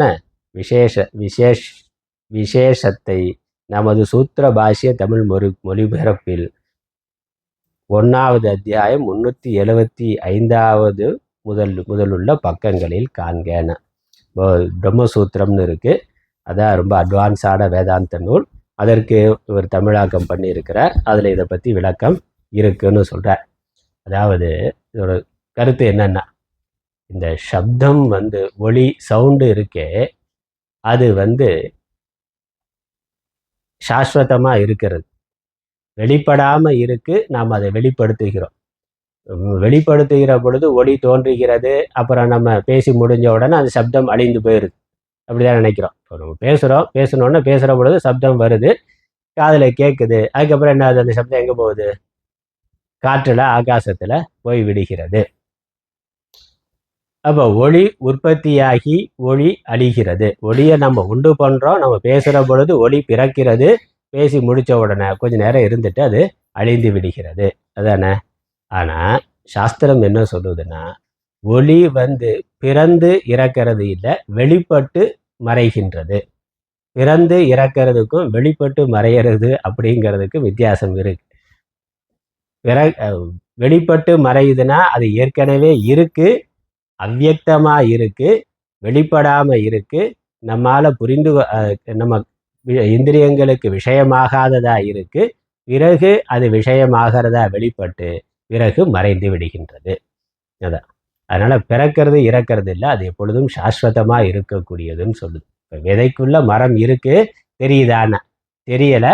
அந்த மரம் மண்ணில் போகிற விதை மண்ணுக்குள்ளே போகிற பொழுது மரம் வெளிப்படுகிற பொழுது நமக்கு தெரிகிறது. உண்மையிலே மரம் பிறக்குது இறக்குதுன்னா, மரம் பிறக்கிறது இறக்கலை, அந்த விதையில் மரமாக இருந்தது, அதில் வெளிப்பட்டது. திரும்ப அந்த விதையிலிருந்து இன்னொரு மரம் அந்த மரத்துலேருந்து இன்னொரு விதை வந்த உடனே அந்த மரம்ங்கிற தோற்றம் போனது, அந்த விதைக்குள்ள மரம் திரும்ப இருக்கு. திரும்ப அந்த விதையிலிருந்து அடுத்த மரம் வருமே. அப்போ இது ஒரு சைக்கிள். வெளிப்படாத நிலையிலிருந்து வெளிப்படுகின்ற நிலைக்கு மீண்டும் வெளிப்படாத நிலைக்கு போதல். உலகத்தில் எதுவுமே புதுசாக பிறக்கிறதுங்கிறது இல்லை. நமக்கு தெரியாத நிலையிலிருந்து தெரிகின்ற நிலைக்கு மீண்டும் தெரியாத நிலைக்கு செல்லுகின்றது. சப்தங்களும் அப்படித்தான். இந்த சப்தங்களும் அது வெளிப்படாத நிலையிலிருந்து வெளிப்படுகின்ற நிலைக்கு மீண்டும் வெளிப்படாத நிலைக்கு செல்லுகின்றன. அப்போதான் பிறந்து இறக்குதுங்கிறது இல்லை, வெளியே உள்ளே போயிடும். அவ்வளோதான். இங்கே இந்த இடத்துல இங்கே சப்தம் இருக்கா இல்லையான்னு, ஆகாசத்தில் சப்தம் இருக்குது, சூக்ஷ்மமாக இருக்குது. ஆனால் செல்ஃபோனை ஆன் பண்ணி கேட்குது நமக்கு. இப்போ அதை ரிசீவ் பண்ணுறது ரேடியோ வேவ்னு சொல்கிறான்ல, சயின்ஸ் படியே பார்த்தா ரேடியோ வேவ் இருக்குது. ரேடியோ வேவ்னாக்கா ரேடியோ நம்ம எஃப்எம் ரேடியோவை டியூன் பண்ண உடனே பாட்டு வருது. அந்த ரேடியோ அந்த பாட்டை உண்டு பண்ணிச்சா? அது உண்டு பண்ணலை. அந்த சப்தம் ஏற்கனவே ஆகாசத்தில் சுற்றி இருக்கு, அது அதை வாங்கி கொடுத்தது. அந்த சப்தத்தை அது வாங்கி அதை ஒளியாக்கி நமக்கு கொடுக்குது. அதான பண்ணுறான். எங்கே இருந்தோ அதை ஒளி அலைகளாக அந்த சவுண்டை வந்து வேவ் காந்த புலமாக காந்த அலைகளாக அதை வெளிப்படுத்துகிறான். அது இங்கே வருது, அது இப்பொழுதும் சுற்றிக்கிட்டே இருக்கு. என்னெல்லாம் எஃப்எம் இருக்கோ, என்னெல்லாம் டிவி இருக்கோ, எல்லா சப்தங்களும் நம்மளை சுற்றி இருந்துக்கிட்டே தான் இருக்குது. டிவி சீரியலில் பேசுகிற டைலாக் எல்லாம் சுற்றி இருந்துக்கிட்டு தான் இருக்குது. ஆனால் அதை ரிசீவ் பண்ணுறதுக்கு நமக்கு காது இல்லை. ரிசீவ் பண்ணுறதுக்கு டிவியை வச்சு அதை டியூன் பண்ணாக்க அந்த சப்தத்தை அது கிரகிச்சு ஒளி அலைகளாக இருக்கிறத அதிசூக்ஷமாக இருக்கிறத கிரகிச்சு நமக்கு நம்ம காதில் கேட்குற அளவுக்கு சவுண்ட் ஆக்கி கொடுக்குது. அதான் அது பண்ணுது. அப்போ அங்கே சப்தம் இல்லைன்னு இல்லை, சப்தம் இருக்குது, அதிசூக்ஷமாக இருக்குது. சூக்ஷமாக இருக்கிறத ஸ்தூலமாக்கி ரேடியோவோ டிவியோ நமக்கு கொடுக்கிறது. அவ்வளோதான், அதான் பண்ணுது. அதுக்கப்புறம் என்ன ஆகுது, அந்த சப்தம் வெளியே வந்ததுக்கப்புறம் திரும்ப அது சூக்ஷமாக போயிடுது. சூக்ஷமாக அது மறைந்து விடுகிறது. திரும்ப யாராவது டியூன் பண்ணால் பக்கத்து வீட்டில் பக்கத்து ரூமில் இன்னொரு டிவியை போட்டால் அதில் வரும். இப்போ அது அதில் வருங்கிறது இல்லை. அப்போ அது அங்கேயே தான் இருந்து கொண்டே இருக்கிறது. சப்தங்கள் எப்பொழுதும் சாஸ்வதமாக இருக்கிறது. அது வெளிப்படுறதுக்கு ஸ்போடம்னு பேர். தத் அபிவியங்கிய அப்படின்னு சொல்கிற அந்த வெளிப்படுதல் அப்படிங்கிறத தான் நம்ம பண்ணுறோம். சப்தங்கிறது நமக்கு உள்ளே இருக்குது, நாம் அதை வெளிப்படுத்துகிறோம். இப்போ சப்தம் நம்ம புத்திக்குள்ளே இருக்கா இல்லையானா எல்லாம் இருக்குல்ல, படித்து வச்சுருக்கோம். எவ்வளவோ புஸ்தகங்கள் படித்து ஆனாவனால இருந்து படித்து அப்புறம் நிறைய யானை குதிரை ஒட்டகம் புலி சிங்கம் எல்லாத்தையும் படித்து உள்ளே வச்சுருக்குறோம். ஆனால் என்ன இருக்குது, உள்ளே அது சூக்ஷ்மமாக இருக்குது. அந்த பொருளை பார்த்த உடனே அல்லது நம்ம எப்போ பேசணும்னு நினைக்கிறோமோ அப்போ அந்த சப்தத்தை வெளிப்படுத்துகிறோமே ஒழிய அந்த சப்தம் நமக்குள்ளே இருந்து கொண்டு இருக்கின்றது. அதான் சொல்கிறார். ஆனால் இது வந்து இலக்கண நூலில் இருக்கக்கூடிய ஒரு விஷயம். எதுவும் தோன்றுவது இல்லை அப்படிங்கிறதா. சப்தத்தை நம்ம வாய்ங்கிற வாக்குங்கிற இந்திரியத்தின் மூலமாக வெளிப்படுத்துகின்றோம். அது ஏற்கனவே இருக்கு, வெளிப்படுத்துறதுக்கு வாக்குங்கிற இந்திரியம் பயன்படுகின்றது. கேட்பதற்கு அப்படி வெளிப்படுத்தினதை கேட்பதற்கு காதுங்கிற இந்திரியமானது பயன்படுகிறது. ஒருவேளை நம்ம காது கேட்காம போச்சுன்னு வச்சுங்களேன், அப்போ சப்தம் இல்லைன்னு சொல்லிட முடியுமா? காது கேட்கலேன்னு அவனுக்கு கேட்கல, அவ்வளவுதான். அவனுக்கு கேட்கலையே ஒழிய பேசுகிறவர் பேசிக்கொண்டே இருக்கிறார். 10 பேருக்கு கேட்குது, ஒருத்தருக்கு கேட்கல அப்படின்னாக்க அந்த இடத்துல சப்தம் இல்லாமல் போகலை. அதை வாங்கக்கூடிய கருவி அவரிடத்துல வேலை செய்யலை, அவ்வளோதான். சப்தம் இருந்து கொண்டே தான் இருக்கின்றது.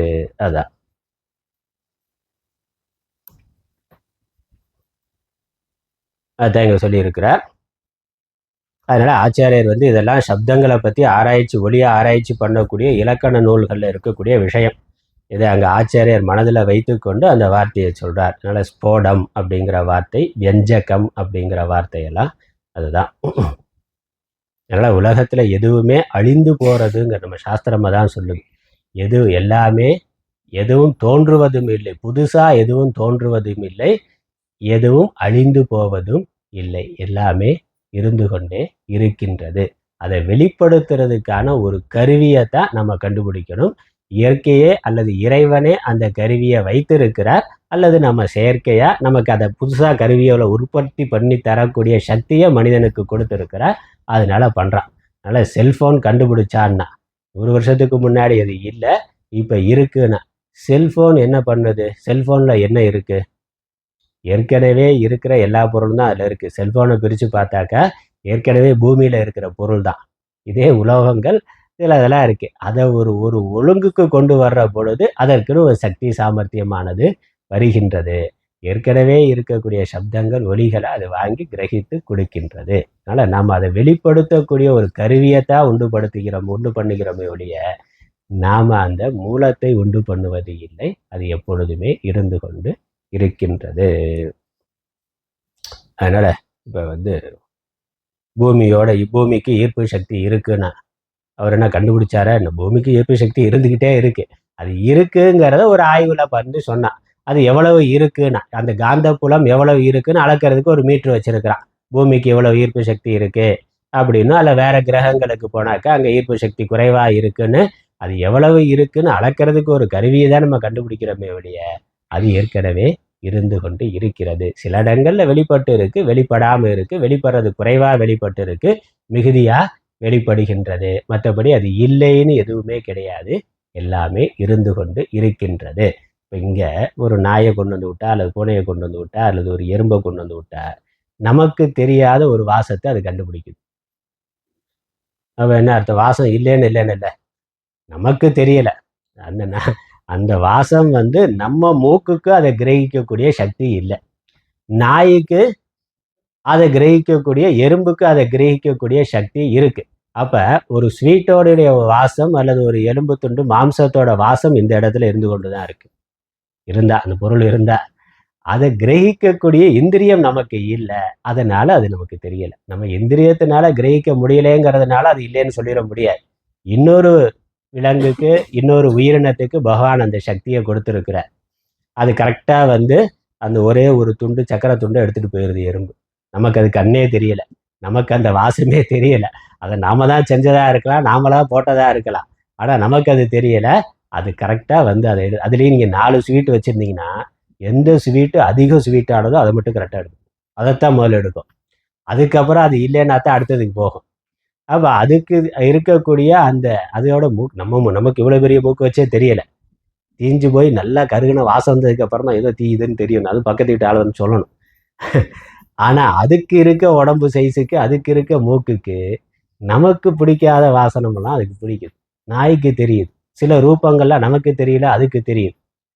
ஆந்தைக்கு பகல்ல தெரியல, இரவுல தெரியுது. நமக்கு ஒண்ணுமே தெரியல, ஆந்தை அதனால பார்க்க முடியுது. அது ஏதோ அது சவுண்டு வேவுங்கிறான். ஏதோ ஒண்ணு நம்மளால முடியாத ஒண்ணு அது பண்ணுது. அப்ப அந்த அந்த இது அங்க இல்லைன்னு இல்லையே, அந்த விஷயம் அங்க இல்லைங்கிறது இல்லை, அதை கிரகிக்கிறதுக்கு நமக்கு இந்திரியம் இல்லை, அவ்வளவுதான். அல்லது நமக்கு என்ன இந்திரிய சக்தி எவ்வளவு இருக்கோ அந்த அளவுக்கு தான் நம்மளால கிரகிக்க முடியும். இதான் சாஸ்திரம் சொல்றது. அதனால இந்த சப்தங்கிறத அது ஏற்கனவே என்றைக்கானது அக்ஷரம்னு பேர். அக்ஷரம்னா அழிவில்லாது. சம்ஸ்கிருதத்துல இந்த எழுத்துக்களுக்கு சம்ஸ்கிருதத்துல அக்ஷரம்னு பேர். அக்ஷரம்னா என்னது? அழிவில்லாது, என்றைக்குமே சாஸ்வதமா இருக்கக்கூடியது. அதை நம்ம வெளிப்படுத்துறோம். வெளிப்படுத்துறதுக்கு ஒரு கருவி பகவான் கொடுத்திருக்கிறார். அதை கேட்கறதுக்கு ஒரு கருவி பகவான் கொடுத்திருக்கிறார். அப்புறம் கருவி கொடுத்தது மட்டுமல்ல, அவர் தான் உள்ள இருந்து அதை பேச வச்சுக்கிட்டே இருக்கார். இன்னும் கருவி மட்டும் இருந்தா போதாது, அது அதை உற்பத்தி பண்ணவர் அவரு தான். அப்புறம் அதை இயக்கி கொண்டு இருக்கிறவரும் அவரு தான். இந்த வாய் எத்தனை நாளைக்கு பேசுங்கிற நம்ம கையில இருக்கா? அது என்னைக்கு வேணாலும் பேசுறது நின்று போகலாம். இந்த காது கேட்கறது எத்தனை நாளைக்கு கேட்குங்கிற நம்ம கையில இருக்கா? கண்ணு பார்க்கறது எத்தனை நாளைக்கு பார்க்குங்கிற நம்ம கையில இருக்கா? இல்லையே. அது நடந்து கொண்டு இருக்கு, அவ்வளவுதான். நம்ம அதை பயன்படுத்தி கொண்டு இருக்கிறோம். உள்ள இருக்க பகவான் எப்போ சுவிட்ச் ஆஃப் பண்றாரோ அப்போ அது நின்று போயிடும். அது கண்ட்ரோல் அவர் கையில இருக்கின்றது. அதனால கருவியை உண்டு பண்ணது மட்டுமல்ல, அதை இயக்கி கொண்டு இருக்கிறதும் அவர்தான். அதனால பேச்சுல இத்தனை விஷயம் இருக்கு. இத்தனை சாஸ்திர சப்தங்கிறதுல, வாக்குங்கிறதுல இத்தனை விஷயம் இருக்கு. இதை சொல்லிட்டு அது ஆச்சாரியர் என்ன சொல்றாரு? இது எல்லா வேதங்களும் சப்த ரூபமாகத்தான் இருக்கு. எல்லா சப்தங்களுக்கு மூலமான சப்தம் ஓங்காரம். எல்லா சப்தங்களுக்கும் என்னெல்லாம் உலகத்துல என்ன மொழியில இருந்தாலும் சரி, உலகத்துல பறவைகளோ அல்லது விலங்குகளோ மனிதர்களோ என்ன சப்தம் உண்டாகுதோ அந்த எல்லா சப்தங்களுக்கும் மூலமான சப்தம் ஓங்காரம். அந்த ஓங்காரத்தை சொல்லிதான் பொருளையே சிருஷ்டி பண்ணாருன்னா பார்த்தோம். நேற்று பகவத்கீதையில பார்த்தோம். ஓங்காரத்தை சொல்லிதான் பிரம்மா சிருஷ்டியே பண்றார். அதனால சப்தம் இருக்கு, சப்தத்துக்கான பொருள் இருக்கு. எல்லா சப்தத்துக்கும் மூல சப்தமா ஓங்காரம் இருக்கு. அப்புறம் அந்த ஓங்காரத்தினுடைய விரிவா எண்ணற்ற எழுத்துக்கள், எண்ணற்ற ஒளிகள், அந்த ஒளிகள் சேர்ந்து எண்ணற்ற வார்த்தைகள், வார்த்தைகள் சேர்ந்து எண்ணற்ற நூல்கள் இருக்கின்றன. எல்லா நூல்களுக்கும் மூலமா வேதம் இருக்கு. வேதம் அந்த சப்த ரூபமாக இருக்கிறது. அதான் இங்க ஆச்சாரியர் அடுத்து சொல்லியிருக்கிறது. அகாரோ ஓம், கடைசியில வாக் என்று சொல்லப்படும். ஆகவே முற்கூறிய கரணம் அதனால் பிரகாசப்படுத்தப்படும் வர்ணம். வர்ணம்னாக்கா ஒலி, சவுண்டு, சப்தம், எழுத்துக்கள் இரண்டும் சொல்லப்பட்டதாக கொள்ள வேண்டும். அதனால வாக்குங்கிற வாயுங்கிற கருவியும் அதனால பேசப்படுகின்ற சொற்கள் என்பதையும் இந்த உபனிஷத்துல இருக்கக்கூடிய வாக்குங்கிற சப்தத்துக்கு பொருளாக நாம் எடுத்துக்கொள்ள வேண்டும். வாயும் வாயிலிருந்து வரக்கூடிய பேச்சும் ரெண்டும் சொல்லப்பட்டதாக கொள்ள வேண்டும். அதுக்கப்புறம் ஆ என்ற எழுத்தை முக்கியமாக உடைய ஓம் என்ற பிரணவத்தினால் உபலட்சணை முறையால் காண்பிக்கப்பட்ட ஸ்போடம் என்னும் என பெயரிய சித் சக்தியானது சர்வ வாக் ரூபமாக இருக்கின்றது. இந்த ஸ்போட சித் சக்தியானது ஸ்பர்ஷங்களாலும் கா என்ற எழுத்து தொடங்கி மா என்ற எழுத்து ஈராக உள்ள 25 அக்ஷரங்களாலும் அந்தஸ்தங்களாலும் யா ரா லா வா எல்லாம் சம்ஸ்கிருதத்தில் இருக்கக்கூடிய 51 எழுத்து, அதுக்குள்ள இருக்கக்கூடிய வர்க்க எழுத்துக்கள், அப்படி ஒன்றொன்றுக்கும் பேர் இருக்கு. அதான் சொல்றாருங்க. ஸ்பர்ஷ எழுத்துக்கள், இந்த வர்க்க எழுத்துக்களுக்கெல்லாம் ஸ்பர்ஷ எழுத்துக்கள்னு பேர். அப்புறம் யாரா லா வா அதுக்கு அந்தஸ்தங் அப்படின்னு பேர் என்ற 4 அக்ஷரங்களாலும் ஷா ஷா சா ஹா இந்த 4 எழுத்துக்கும் ஊஷ்மா அப்படின்னு பேர் என்ற 4 அக்ஷரங்களாலும் பிரகாசப்படுத்தப்படுவதாய் கொண்டு வெகுவாகவும் பல ரூபம் உள்ளதாகவும் ஆகின்றது என ஸ்ருதி இருக்கின்றது. அது ஸ்ருதி வாக்கியம். அகாரா வை சர்வா வாக் சாயேஷ ஸ்பர்ஷ அந்தஸ்த அப்படி இருக்கு. நம்ம தமிழ்லையும் இதே மாதிரி எழுத்துக்களை பிரிக்கிறோம்ல, வல்லினம் மெல்லினம் இடையினம்னு எழுத்துக்களை பிரிக்கிறோம். அப்புறம் உயிரெழுத்து மெய்யெழுத்து உயிர் மெய்யெழுத்துன்னு பிரிக்கிறோம். அதுதான் சம்ஸ்கிருதத்தில் இருக்கக்கூடிய பிரிவுகளை சொல்றார். இப்படி எழுத்துக்கள் அந்த ஒலிகள் பலவிதமாக பல பிரிவுகளாக இருந்து அவைகள் இருக்கின்றன. இந்த எண்ணற்ற சொற்களாக மொழிகளாக இருக்கின்றன. ஆகவே மிதம்ங்கிறது ரிக்வேதத்துக்கு பேர். ரிக்வேதத்துக்கு மிதம் அப்படிங்கிற பேர். இங்க 4 வேதங்களையும் சொல்ற. 4 வேதங்களும் சப்த ரூபமா இருக்கு. சப்தங்கள் எப்படி வந்ததுன்னு சொல்லிட்டாரு. எழுத்துக்களால் ஆகி வந்திருக்கு. எழுத்துக்கள் சொற்களாக ஆகி வாக்கியங்களாகி இருக்கு. அப்படி அவைகள் தான் வேதங்களாக இருக்கின்றன. அந்த வேதங்களை மிதம் அமிதம் ஸ்வரம் சத்தியம் சத்தியம் அன்றுதம் அப்புறம் மிதம் அமிதம் ஸ்வரம். மிதம்ங்கிறது ரிக்வேதம், அமிதம்ங்கிறது யஜுர்வேதம், ஸ்வரம்ங்கிறது சாமவேதம். ஏன்னா ரிக்வேதம் செய்யுளா இருக்கிறது. ரிக்வேதம் முழுக்க செய்யுளா இருக்கிறது, பாட்டா இருக்கிறது. அப்போ பாட்டுங்கிறதுல எழுத்து கணக்கு இருக்கு. தமிழ்ல அப்படித்தானே யாப்புன்னு இருக்கே. ரிக்வேதம் முழுக்க செய்யுளா இருக்கிறது, ஸ்லோகமா மந்திரமா இருக்கிறது. அப்போ அதற்கு எழுத்து கணக்கு இருக்கு, வரையறை இருக்கு. அதனால இத்தனை ஒரு செய்யுள்னாக்க இத்தனை அக்ஷரம் இருக்கணுங்கிற கணக்கு இருக்கு. அதனால அதுக்கு மிதம்னு பேர். மிதம்னா வரையறுக்கப்பட்டது. இப்போ வரையறுக்கப்பட்ட அக்ஷரங்களை கொண்ட செய்யுள்களாக அமைந்திருக்கிறதுனால ரிக்வேதத்துக்கு மிதம்னு பேர். யஜுர்வேதம் உரைநடையா இருக்கிறது. உரைநடைக்கு அந்த வரையறையும் இல்லையே. எத்தனை எழுத்துக்கள் வேணாலும் போடலாம், அப்படித்தானே? கட்டுரைன்னு எழுதுற பொழுது எப்படி வேணாலும் திருக்குறள் எழுதுனீங்கனாக்கா, நான் திருவள்ளுவர் மாதிரி நான் ஒரு திருக்குறள் எழுதணும்னாக்கா அதுக்கு இலக்கணம் தெரிஞ்சிருக்கணும். இத்தனை சீர் இருக்கணும். ஒரு சீரில் அது நேர் நேர் நேமா தேமா நிறை நேர் புளிமாலாம் இருக்கே. அந்த யாப்பு முறை தெரிந்திருக்கணும். ஒரு சீரில் இத்தனை எழுத்து தான் இருக்கணுங்கிற கணக்கு இருக்குது. அப்போ அது லிமிட்டேஷன், வரையறைங்கிறது இருக்குது. உரைநடையில் அந்த வரையறை கிடையாது. நம்ம எப்படி எத்தனை பக்கத்துக்கு வேணாலும் எப்படி வேணாலும் எத்தனை எழுத்துக்களை வேணாலும் எத்தனை வார்த்தைகளாலும் போட்டு கட்டுரை எழுதலாம். யஜுர்வேதம் உரைநடையாக இருக்கிறது. அதனால அது வரையறை இல்லாதது, அமிதம்னு பேர். சாமவேதம் ஸ்வரமா ராகமா பாடப்படக்கூடியது. அதனால சாமவேதத்துக்கு ஸ்வரம்னு பேர். அதைங்க சொல்றார். மிதம்னா பாதத்தின் முடிவில் நியத்தமாக, அதாவது கணக்கிடப்பட்ட அக்ஷரங்களை உடைய ரிக் முதலியன என்பது. இப்போ பகவத்கீதையில் ஒரு ஸ்லோகம் பார்த்தாக்கா 32 அக்ஷரம் இருக்கும். ஒவ்வொரு ஸ்லோகம் நம்ம படிக்கிறோமே, சாதாரணமாக லலிதா சஹஸ்ரநாமம், விஷ்ணு சஹஸ்ரநாமம், பகவத்கீதை, இந்த ஒரு ஸ்லோகத்தை எடுத்துக்கொண்டால் அதில் 32 அக்ஷரம் இருக்கும். 32 இது. ஒரு வரிக்கு 16, 2வது வரியில் 16, 32. ஒரு வரியை பாதியாக பிரித்தா பாதம்னு பேர். அதில் 8 அக்ஷரம் இருக்கணும். அவ்வளோதான் இருக்கும், அதுக்கு மேலே இருக்காது. 8 8 4 8 சேர்ந்து 32 இருக்கும். அதுதான் பாதம்னு சொல்கிறார். அதனால் ஒரு பாதத்துக்கு இத்தனை அக்ஷரம். தமிழில் சீர்னு சொல்கிறோம். ஒரு சீரில் இத்தனை அக்ஷரம் இருக்கணும், கணக்கு இருக்குது. அப்படி இருக்கிறது. அதனால் ரிக் யஜுர் சாம அடுத்து ரிக்வேதத்துக்கு அது அமிதம்ங்கிறது கணக்கிடப்படாத எழுத்துக்கள் அடங்கிய பாதத்தின் முடிவை உடைய யஜுராதி, அது உரைநடையா இருக்கிறது, அதனால கணக்கு இல்லை. ஸ்வரம்ங்கிறது கானத்தை பிரதானமாக கொண்ட சாமம். அந்த ராகம்ங்கிறது ஸ்வரம்ங்கிறது சாமவேதத்துக்கு முக்கியமான, அந்த சாமவேதம் படிக்கிறவங்க பார்க்குறோம் ராகமா படிக்கிறாங்க, அது ராகம். அப்புறம் சத்தியம் அன்றுத்தம்ங்கிறத சொல்றார். கண்ணால் காணப்பட்ட படிக்கான பொருளை பற்றிய உலகில் சொல்லப்படும் சப்தத்தில் உள்ள அக்ஷரங்கள் என்ன? ஸ்தூலமா நமக்கு தெரிகின்ற பொருளை பற்றிய சொல். எனக்கு தெரியுது இந்த பொருளுக்கு சிங்கம், யானை, குதிரைன்னு தெரிகிற பொருளை பற்றி சொல்றோம். அன்றுத்தம் அதற்கு நேர்மாறான பொருளை பற்றி சொல்லும் சப்தத்தில் உள்ள அக்ஷரங்கள் என்ன? சூக்ஷ்மமா இருக்கக்கூடிய பொருட்களையும் நம்ம சப்தங்களால குறிப்பிடுகிறோம். இவை யாவும் ஸ்போட சக்தியினுடைய காரியமோ பத காரிய காரியமோ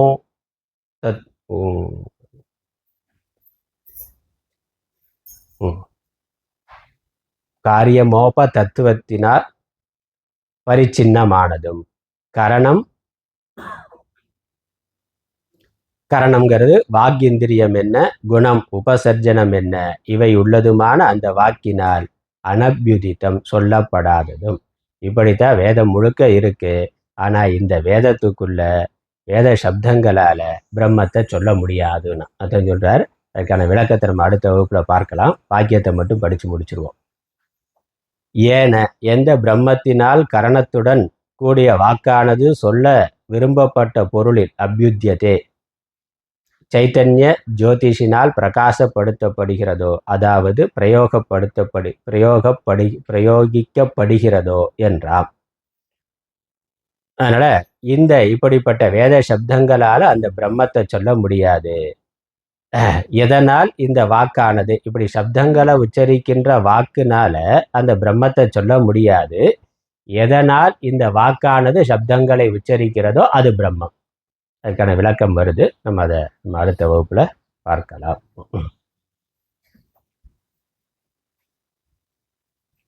ஓம் ஈஸ்வரோ குருராத்மேதி மூர்த்தி பேத விபாகினே व्योमवत्याप्त देहाय दक्षिणामूर्तये नमः। ओं पूर्णमदः पूर्णमिदं पूर्णात् पूर्णमुदच्यते पूर्णस्य पूर्णमादाय पूर्णमेवावशिष्यते। ओं शान्ति शान्ति शान्तिः। हरिः ओम्।